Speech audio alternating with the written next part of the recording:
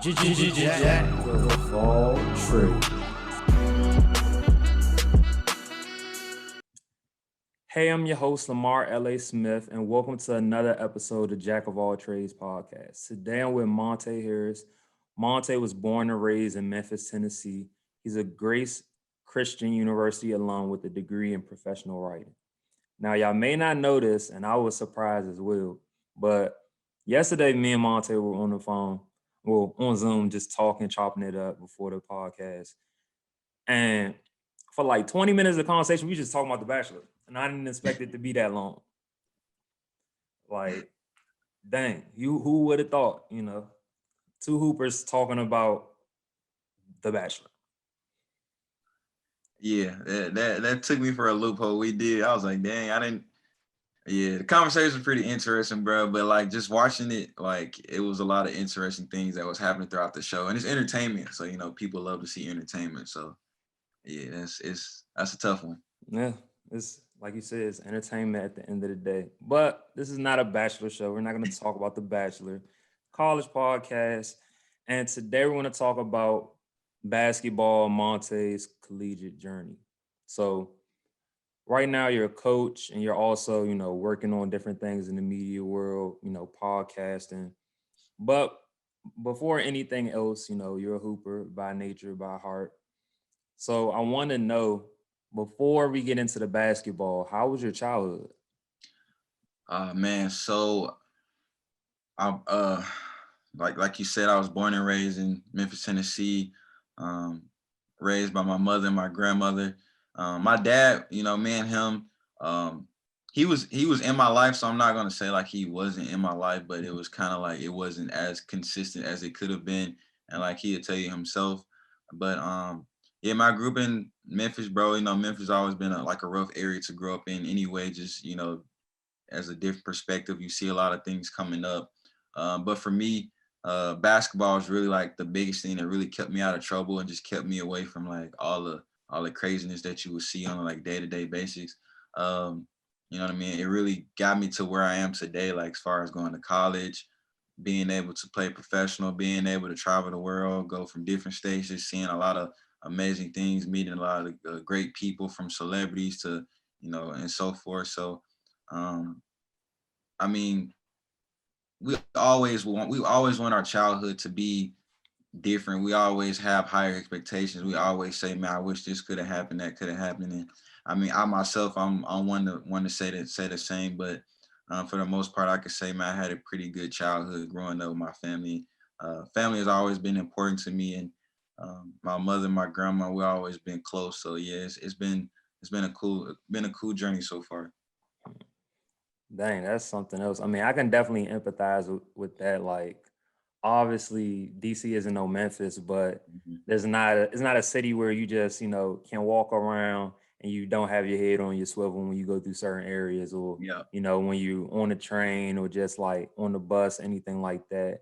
And, the women in my life are super important to me as well. Like my mom, that's my rock. Like I know if I had was in the hospital today on my last breath, like if I had one phone call, that's who I'm calling. Like For sure. she would fly all the way from DC just to Arizona just to make sure I'm good. Like she's that type of mom, and my grandmother is very important to me as well. So I definitely feel you in that. Definitely feel you in that. Grandma, she like the rock of the family, man. Like she gonna Yeah. make sure if you whatever you need, like she's coming through for you. So yeah, that's like that's like my day one right there, man. I'm always coming to her. Like she can have like she could be very grumpy. Like she'll snap on you at times. Like people don't see it, but like I see it because me and her super close and like our Yeah. family as well. But like, man, she's dope. She's dope. So Did you play AU ball? I'm I curious. did. I played, man. So trying to think the team that I played for. So I played with Memphis Cobras. I played with the Memphis Spartans, and I can't think of the other AAU team that I played for, but it was coached by Marlon. That was like probably the first AAU team that I really played for, like got started with, and that was like a higher age group. Like I was in like the 8th grade, and those guys were in like the 11th, 12th grade.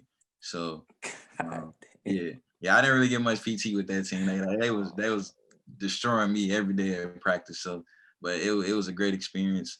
And then when I moved out here for a little bit, I was able to play with Future, Arizona Future, and I was working out with Arizona Magic for a little bit, but I ended up just like not going with it, and that's when I ended up playing for AZ Future. So I got to play a little club ball. I wish I would have been uh, more into it, but I got into it kind of late. But you know, it is what it is with that. So I feel you. I feel you. Dang, that's something else. I mean, I've seen a lot of people play like above age groups because mhm. people don't realize this unless you like actually hoop. AU is more about skill than age. Like they do age groups in order to like try to separate folks. But if you 12 and you could play, U16, U17, they just Yeah, gonna let you play U16, U17. Like it really that doesn't matter. So I definitely know that even if you wasn't playing, like you got so much better playing with guys that much older opposed to playing with guys your age where you really wouldn't even be sharpening your skills or trying much because they just weren't on your level. yeah. But it's crazy, bro, because like it was like I was a project. So like he saw the potential. And like the guys I were playing with, like those guys were tough, man. I'm talking about all state. You know, some of the guys went D1. So like there was a lot of talent on that team. And like I was able to like just, just see different work ethics, see different skills, and just seeing like the style of everyone has a different style to their game. And like it was crazy to see, bro. Like um it definitely helped me. It grew me a lot. But like it took me a while to really get that confidence because although I was playing like upper, like in middle school, like I wasn't really getting like that much PT. Like I was still battling like that confidence, like that mental part of the game. Like, cause like anyone can play the game, but it's like, how can you perform Yeah. when there's people watching? You know what I'm saying? Like, what if, like, for example, if me and you playing basketball, we're just shooting around and Mhm. like some chicks come in the gym, like, you know what I'm saying? You might get nervous. You might like, oh, damn, I don't know if I want to take that shot. Now you're trying to play cool. So, Yeah. like little situation like that. So it took me a long time to like get that confidence, and then once I got that confidence, I just started being like, I really don't care. Like I'm about to just rock out at that point. So Hmm. No, I definitely get your analogy. Like people really do like get in their head when they get in the game or get around girls, whatever. I know me now, sometimes I had a phase where when I got in the game, I played completely different than when like we would just play in practice or like play outside in the court, like on the blacktop. yeah. But I will say, small disclaimer, I was never the guy that was trying to showboat for girls. I didn't care about none of that. I just wanted to hoop. Like Yeah. talking to a girl, then yeah, sometimes I may get nervous depending on how fine she was. Yeah. But if she just walking past and like the way I thought about it is like me hooping good or not ain't gonna change the way she view me. Like I don't really care about you. I'm just trying to get the dub. Like Exactly. if you care, then I'm really gonna play hard because I'm Mhm. like, oh, I can embarrass you and win. Oh, that's a double whammy. I'm all about that. I'm all about that. So For sure. yeah, that's my small disclaimer. But when did you know that you wanted to play college ball? Man, like just growing up, basketball was always something I wanted to do. Like as a kid, you say, "Oh man, I want to go play professional. I want to play in the NBA." Not everyone can't play in the NBA. It's extremely difficult because you have so many people with high level skill, high level talent. But like from middle school, then transitioning into high school, I always took the game serious. I just like my mom, she was pretty strict, so she wasn't gonna just let me be out there like that. Because if she would have, then I would have went like who knows what could have been. So like for me, I was the type of kid where my mom, she worked a lot, so I didn't always have transportation back and forth to practices. So coaches would like real deal pick me up, take me to practice, bring me back home. Shout out to the coaches that did that, Coach McGee, and so forth. For me, I used to do a lot of research on like trying to find teams to play for, just to stay involved with organized basketball, because we used to play a lot in my neighborhood when I was staying with my grandmother growing up, and we used to pull to go to the street and man, we'd get it cracking, bro, all day. I'm talking about from like probably 5 or 6, and we'd probably finish at like 1 a.m. type. And it was like an epic God thing, bro. damn. It was lit, man. Like a lot of my childhood friends, like they could tell you, like a lot of them not here to this day, passing or locked up, but those who still are out and about, like they'll tell you, like, bro, those games were intense, bro. So, and my mom, she was the type of person, she was like, well, I'd rather you play for a team than to just be playing in like In the random street. neighborhoods and stuff like that. And I don't know your whereabouts. So, once I got older and I started seeing that I had the potential, and like my senior year, like I had like my first recruiter come watch me play when I was playing for Central Baptist, and we had a conversation, and he was telling me that he definitely had the talent and the potential to play, and I was like, yo, I can actually play college basketball. So then I took it a step further, and that's when I went to prep school, and I went to prep school in Phoenix, Arizona. Actually, it was called Western Oh, Prep, and I got there, and man, the talent was even higher. You had guys, All American, McDonald's All American nominees. Gary Payton, his son, was on the team. oh my God. Man, it was a loaded roster. I got there, got my ass, but it's like they was killing me at practice, though. So it was like everything has been like a learning experience from thus far. And like once I finished prep school, and um, I had like some small schools off colleges looking at me and stuff like that. And once I just knew that I had those offers, I just, I took it a step even further. So each year I took it further and further. And like it got to a point to where like the highest offers I got was I got D2s, NAIAs. I ended up getting like one D1 interest look from NAU, Northern Arizona University. And yeah, once those doors started opening, man, I took advantage of it because it was something I wanted to make a career out of. So yeah. Okay, okay. Quick question before another question that I was just curious about in general. Hold up. So is Grace Christian is D2? Grace Christian, like NAI, it's NAI, NAIA? NAI, NCCAA. So like we compete. It's like a national Christian league, and Oh, yeah, so you have a lot of NAI schools that's a part of it. It's very competitive, but yeah, it's pretty cool. no, because I was confused about like what was their specific classification because I know it's a private school and like Mhm. they were in a specific league. So yeah, all right, I was curious about that. Yeah, NCCAA. A lot of people like wait, because a lot of people don't know about it. Yeah, Like, you mean NCAA? I'm like, no, it's NCCAA. So yeah. on week. So I'm also curious. Were you a Penny Hardaway fan growing up? Because he's Memphis. So Yeah, I definitely had a couple pennies, like the shoes growing up. His game, bro, he's phenomenal. He's like a Memphis legend when it comes to hooping. You can pretty much run into that dude anywhere in the city. Like, dang. yeah, bro, because he play in like little competitive pro-ham games. Like we had pro-hams going on last summer when I was home, and I ran into him a couple times. And he was coaching high school. Now he coaching University of Memphis, so he's always at high school games recruiting. And yeah, he's like a legend, similar to like Yo Gotti. So Like I knew he was big in Memphis, but I didn't know like he was really involved in the community like that. That's pretty impressive. yeah, he's out there. He's out there.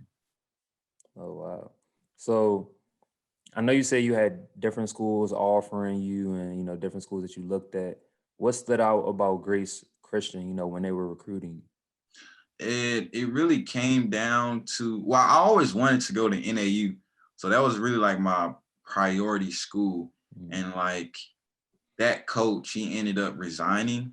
So when he resigned, it was kind of like, all right, so Yeah, it changes your perspective on it. yeah, so everything like changed up. So it came down to Lemoyne College and Grace Christian University. I went on both visits, and me and my mom went to Lemoyne, and Lemoyne is like a historic Black college in the city. Um, I went on a visit, met the coaches, I saw the campus of the school, and different things like that. And like I didn't too much like the area where the school was at, Mm. although it definitely probably would have made me a much better player. Like I feel like that school is way more. It's definitely, you could definitely see the grittiness with the guys, and like they really get after it. But when I went to Grace, it was just something more like that really stood out. Like it was the family perspective. Like they're very family oriented, and everyone know everyone. It's a small college, and like I came there, like they just showed me love, and it was like, and I wanted to be away from home, so it Makes kind of like, sense. yeah. So I was like, dang, I'm rocking with it. But it's cold as hell there though. It's Yeah, cold. Grand Rapids. I Yes, can only imagine. bro. Only I imagine. didn't know it get like that, man. I didn't know it get like that. Oh man, like I know DC is cold, but I can only imagine Michigan. I've never been to Michigan, but I'm not Yeah, trying to go there during the winter. bro. Not You at don't all. want to go there during the winter. But if you from DC, so you'll be able to deal with it. Like it's. I'm pretty sure we had similarities. So as far as winter time go, I never got a chance to go to DC, man. I still want to make that trip, but yeah, Man, you got to. You got to. I Amazing gotta city. put that. Gotta Amazing put that on city. the bucket list. That's bro, so much culture and everything. There's so many like mom and pop shops that are important to our city that I haven't even been to just because there's so much going on. Like I Yeah, think I remember a couple of years ago I went to this Ethiopian restaurant for the first time. I forget the name yeah. of it, but it's like I think it's on U Street in DC. Like if you ever Mhm. on like if you know ever heard about the place Ben's Chili Bowl, I think it's like on the same street as that. But that place was amazing. I was like, golly, like I've been in here, however many years, and I've never been here before. So it just shows you that no matter how long you at a place, especially a place with that much history, there's always like great things that you find. For sure. Yeah, bro. I mean, you know it best. You would know more than I do. Like when people come to visit Memphis, they always ask me like, man, Memphis is pretty dope. Like for me, it's kind of like, it is what it is. I've been Yeah. there my whole life, but like when people who never really been there, like it's so much history behind it. Like you have the Lorraine Motel where Martin Luther King was murdered. You have the Elvis Presley. You Oh know, you wow. have Beale Street. You know, we're known for like famous Yeah. barbecues. So it's a lot of things to venture out and to see. So it's pretty cool. I forgot to ask. So where was I don't know if I'm pronouncing it right. Lamoya Noya College? Lemoyne. Lemoyne. Yeah, Where was that? Where was that located? it's in Memphis. It's I like was in yeah, it's in Memphis. It's in the city. It's so not that's too why far you from the want to be University of there. Memphis, actually. So yeah, Okay. So yeah, I get that trying to get away from home yeah. aspect. I needed some freedom, bro. Yeah, change things up. Cause like you said about the whole, you appreciate your city, but now it's like, all right, I'm done with that. Cause Yeah. like that's how I feel about DC too. Like I Mhm. love it. I don't have more love for any other city that I've ever been to, but it's just like, you can't grow somewhere that you're that comfortable in. Like, Exactly. grow from uncomfortability. So if I was to stay there for, let's say, the two times I went to college, it just would have been like here's this, here's that, like same old, same of this. Your parents are too close, so they they don't do it intentionally, but they want to baby you kinda. So it's just like Yeah. I need to lead a nest. Yeah, bro. You know, like for me, my mom, bro, she always in my business. So she wanted to know everything. Like text me when you get home, text me when you get to the gym. And Yeah, I was like, yo, I need some freedom, man. Like, and not only that, bro, like just venturing out, like leaving your hometown. Like you want to be more culture. You want to be able to adjust and adapt. You want to be able to mingle in different conversations with different racial backgrounds. So like for me, that was big. Like that was one of the main reasons why I moved to Arizona when I was 16. Cause like I just wanted to be more cultured. And like it's funny story, bro. I tell this to everyone. Like I was watching High School Musical and I was just like, yo, iconic.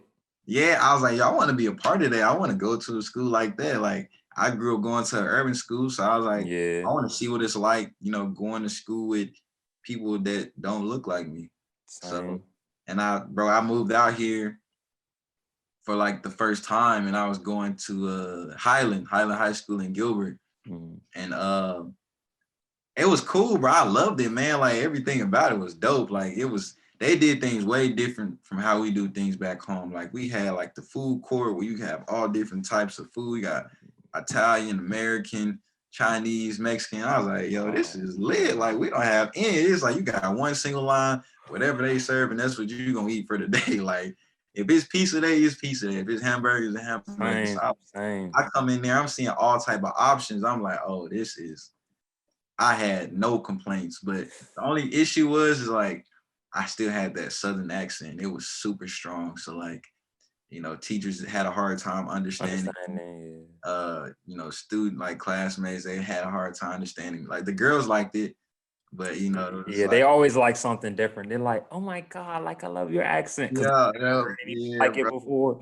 So yeah, no, I definitely get that. But dang, I didn't know Arizona high schools was like that. Maybe they need to add some of those elements to DC because we had the same one line.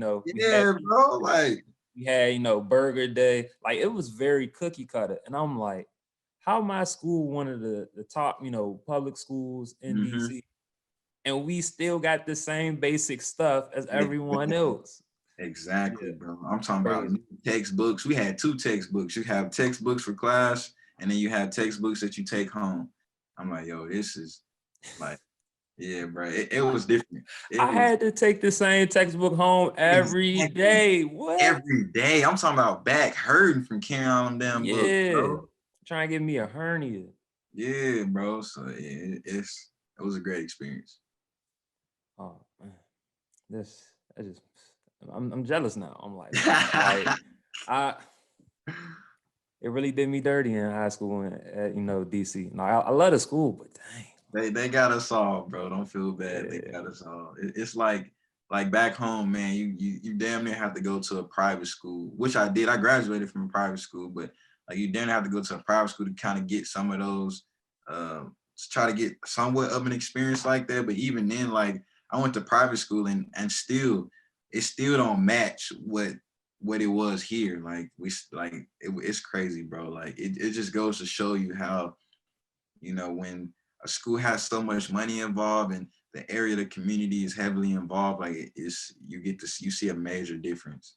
So no, I definitely agree with that for sure. yeah. So you talked about a little bit with me, and even in the bio, like you sent me about playing overseas, like playing in Spain for a year. Mhm. So what went into that decision, or like how did you end up like choosing your club, and all of that? Man, it's crazy, bro. So like to be real with you, like no one thought that opportunity was gonna happen because like so I played for Grace and to be real with you, bro, like I could have transferred and went somewhere else and could have got immediate playing time. But because like my coach wasn't really giving me like a fair opportunity, I was like, yo, I'm gonna take this challenge because I know that I can play. And like I'm thinking each year is gonna get better and I'm trying to be loyal, you know what I mean? Mhm. So like each year, like, PT wasn't really getting playing time. Like, he put me on JV for 3 years. We had a JV squad. Oh So wow, like keep in mind, bro. Like I could have went to a D2 school and played, yeah, or like other off NAI. rip, yeah. Y'all real, like you know what I'm saying. So I was like, all right, I'll take that challenge because I know I'm not no JV material type of guy. So like Mhm. I'll come here. I'll still come and play. Like I wasn't really worried because I was like, you're gonna change your mind anyway. I get the grace. First year I got a red shirt. He threw me on JV. Like next year we talking. We saying it could be better. JV again. Next year we talking, it'll be better. I'm still believing it because I'm like, Yeah, yo, like it could get better. yeah, Next year, JV. And it's like, bro, it was so bad. It was like it was yeah. messing with my mind mentally. So now I'm thinking like, damn, am I really good of a player? Like I'm starting to question myself. Like now my confidence dropping. So all that confidence that I built coming in, now my confidence dropping. So it's like now I'm here. I'm on JV 3 years, senior year. I'm thinking like it'll get better. Then I barely played my senior year, bro. So it was like, Golly. so yeah, bro. When I think about it, it pissed me off, but it is what it is. But so senior year, I'm barely playing. I even quit. I quit mid-season. I was like, man, fuck this shit, bro. This I is just don't blame you. I've been there before. I've been there before. exactly, Yeah, I've been bro. there before. Like I was like, man, I quit, and like I quit the team for like 2 weeks, and then me and him had a discussion, and it was a discussion about a couple things, and then my mom, she got involved, and stuff like that. I won't get into details on that, but Yeah. I ended up coming back on the team, and I apologized to the guys or whatever. And I was at that point, I was kind of just like over it. Like if I play, I play. I don't. And I just want to finish out the season or whatever. And he allowed me to finish out the season. He played me a little bit, still not as much. It still was inconsistent. Like some games I play, some games I don't. Um, then we came down to towards the end of the season, and after the season, I was like, you know what, like I'm going overseas, bro. Like I don't care what this guy says. Like, and don't get me wrong, like me and Coach Bailey, like we good, we cool peoples now. Like we talk, we chop it up. I mean, I put it behind us, you know what I mean? Yeah. It is what it is. We with so much going on into the world, it's stupid to have to hold a grudge over something like that. It's unfortunate how it happened because I had goals and expectations for college, for my college career. I wanted to get All American. I wanted to be an All Region, and I got snubbed. I didn't get an opportunity to do so. But like after that season, like um, we had a semi-pro team, and one of the guys that used to play for our college, he plays pro basketball in Korea. His name is Al Durham. He's a phenomenal player. He had a semi-pro team called the Grand Rapids Danger, and he Oh saw me wow. play. Yeah, he saw me play in an open gym, and like I was killing it. And we talked about it. Like I ended up coming to practice with the Danger, and I was playing good, and they ended up signing me. So I playing semi-pro for the summertime. So that whole summer, I'm playing semi-pro and I'm training. So like I had a full schedule, bro. I was working, training, then go to semi-pro practice. And like I found the camp in Spain it was called Europro. And I went to this camp in Europe. Me and my mom had a discussion. I was like, yo, if this is like meant to happen, like it'll happen. If the opportunity don't open up for me, because the camp was for 3 weeks and you practice twice a day, you play against other European teams. And it was in Valencia, Spain. So I told my mom, like, yo, if this door doesn't open, then I'm just gonna hang it up with basketball. And it was a good run. She's like, all right, cool. So, finished up semi-pro with the Danger, which was a phenomenal experience, by the way, because you get to see the pro level of the game, very fast paced. You playing with grown men, guys that are like in their 30s, like they can still hoop. Some guys that play overseas, they just want to continue to stay a part of the game. So I went to Valencia, Spain, Europro by myself, never been out of the country. You know what I mean? Like, it, Golly. bro, the journey, it's been a journey, bro. So I get there. We stand in a hotel, me and a couple other guys is, all trying to get contracts. And we had practice every day. 7 a.m. was the first practice. We get up, eat breakfast, head to practice, get after for about an hour and a half, um, probably like 2 hours really, and then come home, chill, relax. Then the next practice around like 3 or 4 o'clock. We did that every day. Then we had games towards the end of the week. So we had games every week, and did it for 3 weeks. And the crazy thing is, bro, like I wasn't really like killing in that camp because like you're playing with a lot of guys, and a lot of those guys aren't as good. So it's kind of like some of those guys, like everyone play style is different. So you're trying to like implement the European way of Yeah. basketball, but it's all Americans on the team. You had like a few European guys, but the European guys gonna get Yeah. beat. So it's like, yeah, so that part was difficult to adjust to. But the crazy thing is, bro, like that very last week, like before I got signed, I was supposed to go home. Like, I was supposed to leave. Like my 3 weeks was pretty much up. I was on my last week. I was supposed to be back in the state Saturday. We got a phone call Wednesday from a team, and like they pulled me to the side after practice, like, hey, there's a team interested in you. I'll have more details for you tomorrow. Thursday, it was confirmed. Friday, like you got to be in this city at this time. Uh, your train leaves at this time. You know what I mean? So, bro, it was like boom, boom, boom, That hit all like super quick. all at once, bro. So it was like boom, boom, boom. So Friday, right after practice, I go home, shower, packing all my shit, called a cab. Now we on the train. We heading to Benny Carlo. Benny Carlo is a small town, but I rock with Benny Carlo. It was dope, bro. Cool city. Get to Benny Carlo. Before we even say that, let's just say, bro, like catching a train and trying to understand that shit in a different language was very like Ah, everything I is can understand that because you like, I mean, most people taking Spanish classes before, but like that's not your first language, obviously. And you're like, exactly. okay, what does this mean? And what does that mean? They told me this, but they Mhm. obviously said it in English. Like, okay, so what does that mean in Spanish? Yeah, bro. But the Yeah. thing is, my ticket was in Spanish. You know what I'm saying? Like the Ooh, timing was all in Spanish. So yeah. like, I'm trying to see, hey, what time does this train leave? You know what I mean? Then I get on the train, I'm in the wrong seat. I'm in someone else's seat. I don't even know where my damn seat is. So I'm like, I can't really read this shit. So I made it to like, I'm walking through the section as the train is going, trying to be alert so I don't miss my stop. And like, I get into like the lounge area. It was a lounge area on the train where they had like a little bar set up. I just stayed there the whole time, bro. And I don't I asked the blame you. bartender, I was like, I had like the Google Translate. I was like, could you let me know when Benny Carlo pops up? And you know, I didn't even sit down on the train because I didn't fucking know where to sit, bro. I didn't know where my seat was at, bro. Oh It was man. crazy. So we get to Benny Carlo. They pick me up. You know, the guy from the team or whatever. Take me to a hotel, whatever. I'm staying in a hotel for like another week and a half. That very first day we get there, we got practice at like 7 p.m. It's like fucking 5 o'clock. So like we get there, I meet the guys, I meet the guys on the team. We have our first practice, we get after it. Next day, we have a game, exhibition game. Played well in the game, and from there, they went on to sign me, and the rest was history with that. So God damn, that's a trip for real. Like, overseas life, oh my God, I still need to go overseas. So you got beat to, me to the punch, but got to, dang, dang. yeah, All right.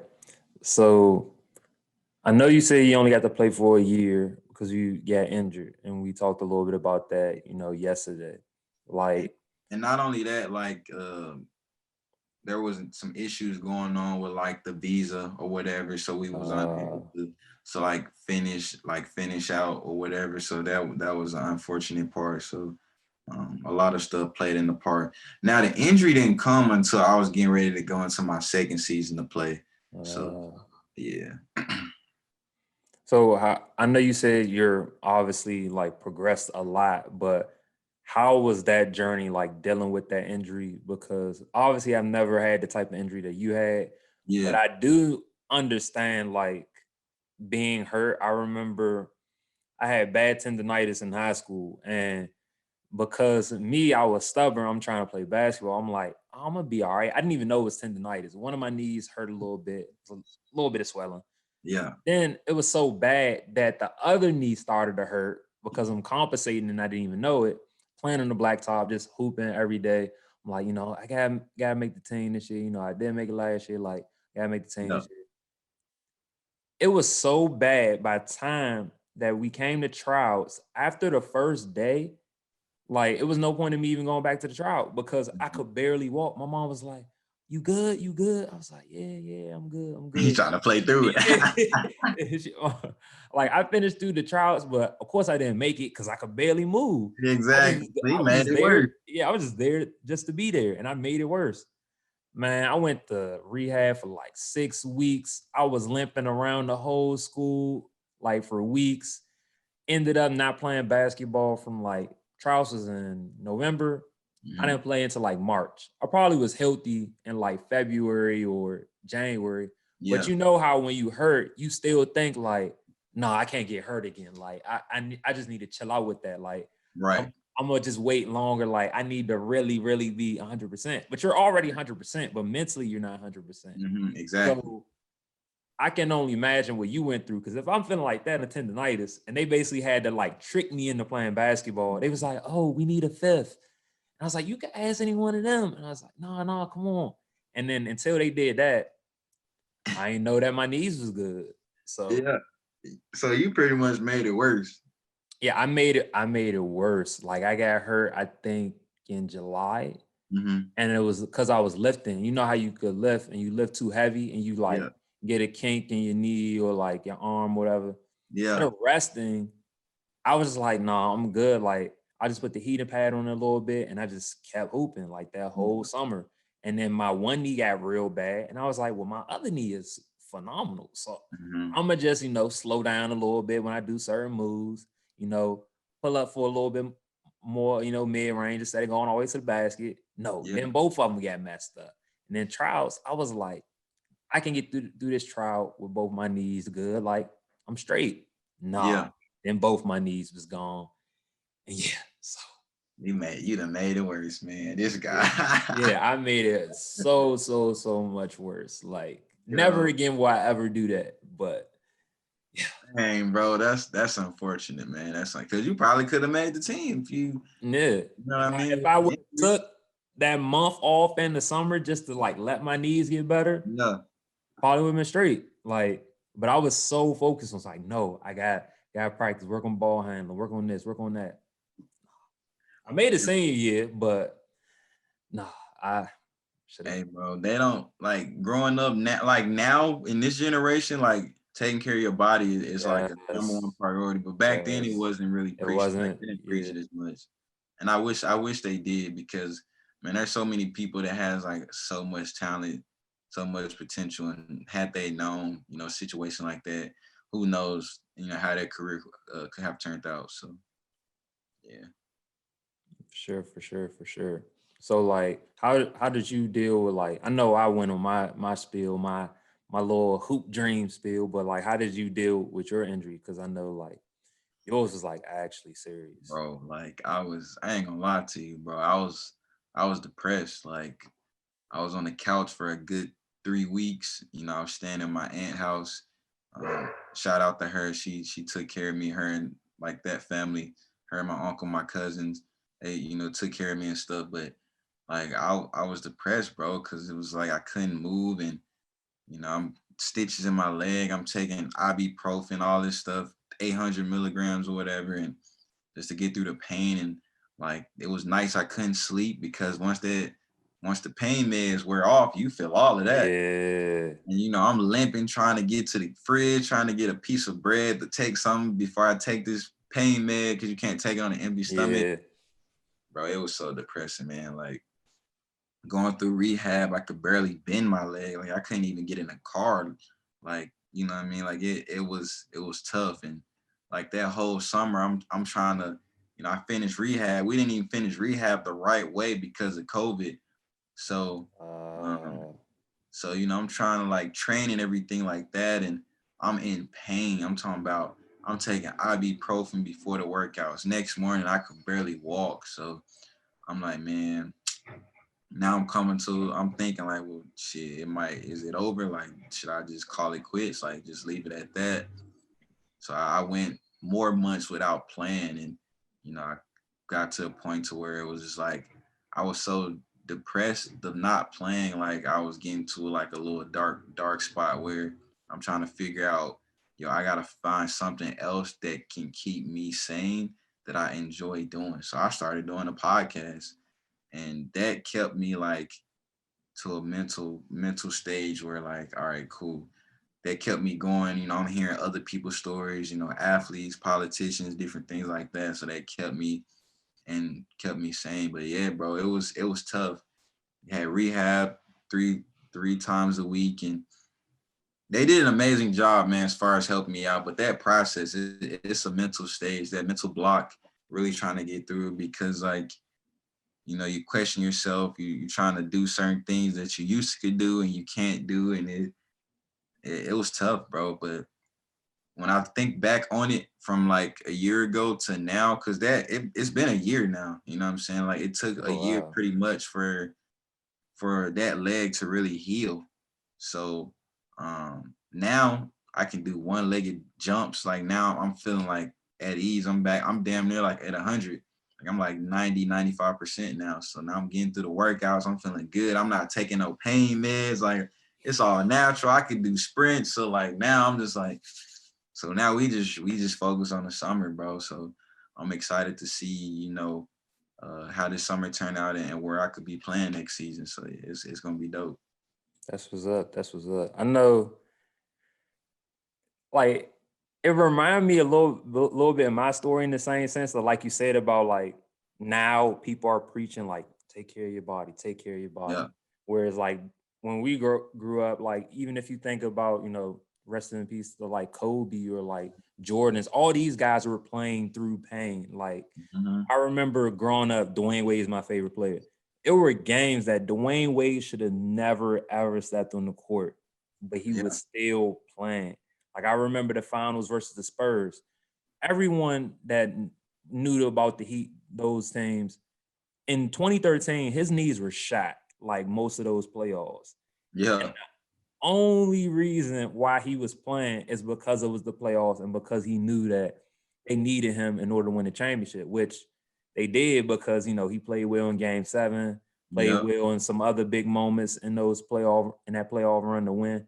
Mm-hmm. But now, like, I don't think that same thing will happen. So I get what you're saying, how you probably shouldn't have, took the ibuprofen and then try to get through a workout. Yeah. But because that prolonged your process probably for healing as well. If you It probably did, to be real with you. It had to, because like I was like, damn man, I'm in pain. Like, and I'm trying, and it was like I was working out like twice a day trying to get into it. And I was probably me just being impatient, trying to rush the process, because I was trying to prepare for a workout in August, and we had to like push that back. So it definitely pushed things back. And this injury is something I've been dealing with for a little minute now. It happened in college as well, where I worked out in San Francisco. I was working out with a guy named Frank. He's, man, they call him like Hell's trainer. And I worked out with him for the whole summer. And like, it's slow. Like I started feeling like little pain. Like towards the end of that summer when we was finishing up, I started feeling like, pain within that same leg. And then when I got to college, bro, I'm killing. And then I fuck around and I missed the whole season because of that injury. You know what I mean? Oh, Like wow. a stress fracture. I'm wearing a boot for damn near like a month. You know what I mean? So I missed the whole season because of it. So yeah, it's been something I've been dealing with now. But now since we got the surgery, I'm praying to God that it don't come up again, because I don't want injury to be the reason why I stop playing. Like I want to stop playing when I want to stop playing. Yeah. No, that's the worst way. Like it's almost like you got a story that you're reading or you're writing, Mm-hmm. and no one wants to stop the story, at the climax. Facts. Or, like you want to get to the fall in action and the resolution. Like it is that incompleteness is like gives you that angst. So I definitely understand that, like, just with anything in life. And that's probably why me and you, like, when we got hurt, he's like, okay, I don't know anything else but to play ball. So like Bro, you feel me? Like I can just thug it out, but yeah, that's not necessarily the best solution. Like you gotta just let your body heal how it needs to heal.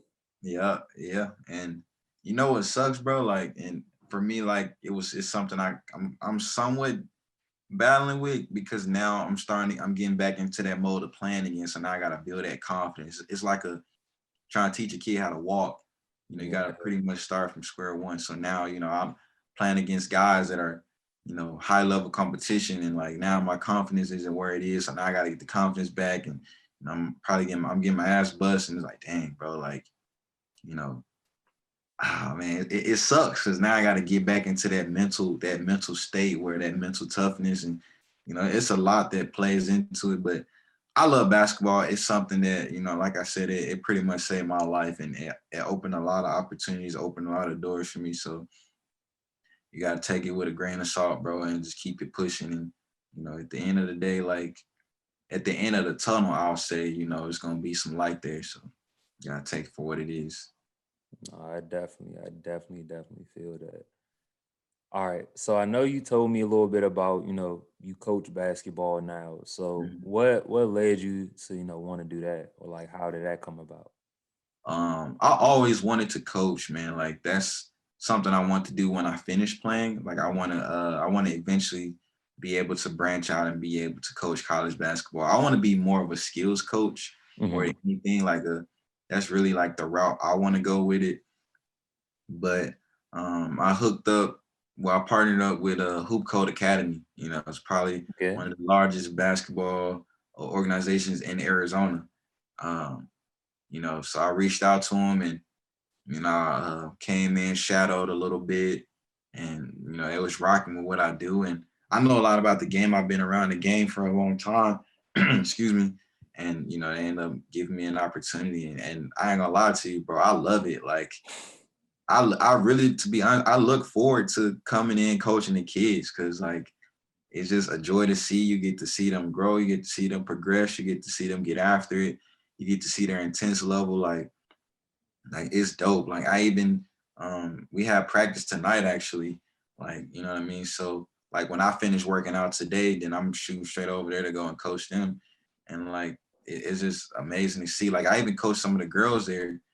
And like it's bro, I enjoy coaching the girls because the girls like they're so teachable. Like Yeah, they listen. They they listen. They just sponges. bro, Sponges. like they be listening. So I'm like, it was one practice where we had a girl working out and she was very talented, bro. We had a couple guys in on that session as well. And like she was by far the best player out of that group with boys and girls. And we, towards the end of the day, we do one-on-ones. And, I'm talking to her, I'm telling her to do certain things on the court. So I'm like, all right, we're gonna give this guy because they're young, so they're still learning how Yeah. to play. So they're not gonna always be as skilled, but she was way more advanced. So what I was like doing, so I was like, well, this is your time to practice on your moves. Mm. So I'll tell her like get him a pump fake jab and see if he bite. If he don't bite off that, if he bite on that jab, then we're gonna attack. If he's giving you space on that jump shot, we're gonna take it pump fake, see if he gonna bite. If he don't bite, if he don't move, pull it. She doing the hype, bro. I'm like, yo, this is crazy. So, like, it's a joy to see, man. I enjoy being around those kids, man. It's fun. Shout out to Hoop Code Academy for that. So, Oh, that's amazing. I know me myself, like I've coached, but I've always coached like guys around my age, like college students. So yeah, it's probably a lot better like coaching people that are not saying that all of my guys weren't coachable because I had some great, guys on my team, but it's just different when they feel like, oh, this is someone I'm looking up to instead of like someone on their level, like, age range, like, or mentally, because I've seen guys that regardless of if you're, better than me in skill set, because that's pretty much any coach in the world. Like your best coach is not going to be as good as your best player. That's just not how it works. But exactly. if I can sit there on the sideline, regardless of if I'm a shooter or not, and I can tell you, okay, this is why you're missing jump shots. This is why you're doing X, Y, and Z. And then you change exactly what I told you to change, and you're making more jump shots. How do you think that I don't know what I'm talking Exactly. You know what you're talking about? about. Like you fixed Like it. I don't have to be Stephen Curry to understand like basic shooting mechanics. Exactly. Like I don't know, it's different, but like when you do get the players that can take that criticism or take that advice and then implement it and then still like keep evolving from that, it's just like whoa, like Yeah, I bro. told XYZ to do this and then they did it and now they're like, all right, so what else are you saying? Or it then becomes more of a collaborative like process, and then that's when the teaching really gets fun. So Exactly, I bro. definitely feel that. And just being able to teach, bro, I look at it like you making a positive impact, bro, because you're like mentoring, you're teaching them not only the game, and you can use basketball to implement life itself. You can use basketball in so many ways to relate to these kids and younger adults, man, with the game, because everyone love basketball. All right, you love basketball. We can use basketball. We can trigger that. And we can talk about a lot of other shit going on in the world. We can trigger that. Yeah. Like, for example, attention to detail. Now, if you can pay attention to detail on the court, you can pay attention to detail in the classroom. So Yeah. it's just different teaching moments right there that I enjoy it, bro. It's cool. And not only that, like, man, they hooked the brother up with so much gear, like Nike stuff, man. Like I was like, yo, it's cool, man. So Yeah, that sounds like a pretty sweet gig. I don't blame you. I do not blame you. shout out to them good people, man. Sean and Brandon, good people. Cool. All right. Before we wrap this up, every episode I play a game with my guests. And for you, I have a special basketball related game that we're going to play. I thought of it and I was like, boom, this would be a fun one to do. So we're going to do Yeah. rank them. But I want you to rank your top 5 favorite college basketball teams. Okay. All right. Okay, we can do that. You want me to start now? Yes, go. All right. So at number 5, how I'm gonna do this? So at number 5, we're gonna go Ohio State. Number 4, we're gonna do Florida. Which year though? Like I'm talking about. It was the year with Mike Conley and Greg Oden on that squad. Ooh, that 017. That was a nice 07. squad. That was a nice squad. I watched that championship game. That was tough. That was a nice squad. At 4, we're gonna go with Florida when they had Brad Beal on that team. That was a good squad too. That was a tough year. I like that squad.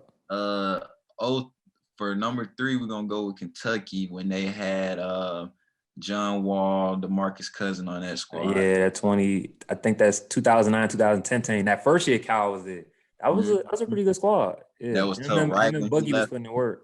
Right before, right when he left Memphis, actually. Yeah, right when he left Memphis. And we on number 2. Did we say number 2? Yeah, no, you just did 5, 4, 3. Now we're on 2 right now. Yeah.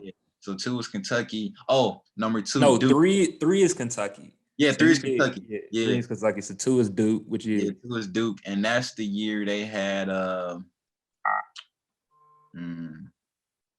because man, I had a lot of favorite teams with the Duke squads.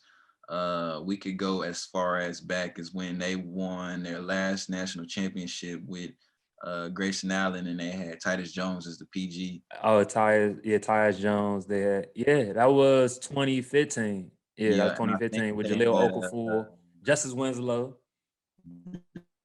That was a pretty good squad. Yeah, but but I will say though, that Zion team with RJ Barrett, that was tough. They were fun to watch. Yeah, bro. they were fun to watch. Zion and RJ were putting in work. Yeah, they were fun to watch. So we'll go with that team. We'll put them number 2. And number 1, I'm going with Memphis. You know, we had Derrick Rose, CDR, Robert, Joey Dorsey, I remember that. Robert Dozier, and we had Antonio Anderson. We were killing, bro. That was a phenomenal team. I'm still mad that they lost that championship. I'm not even gonna lie. I wasn't a Memphis fan, but Derrick Rose in college, there wasn't too many like point guards that were more exciting to watch. Like he was phenomenal. Like, bro, he was killing, bro. Like Westbrook, every point guard that's like top in the league, he was killing in college. Killing them. So I'm rocking with them. I'm rocking with all 5 of them. That was a good 5. I like that 5. Yeah, I like that 5. Got to. So, all right. So that is it for this week's episode of Jack of All Trades podcast. Check out the next episode, this episode, any episode on Anchor, Spotify, Apple Podcasts, wherever you find your podcast. Make sure you subscribe to my Inside 380 YouTube channel where I post the full episode and the snippets. Also, make sure you check out my book, Jack of All Trades, Rise of a Party Promoter. I'll also have, my info in the bio as usual, and I'll have, Montae's IG in the bio as well, so you can follow him. LA out. Peace.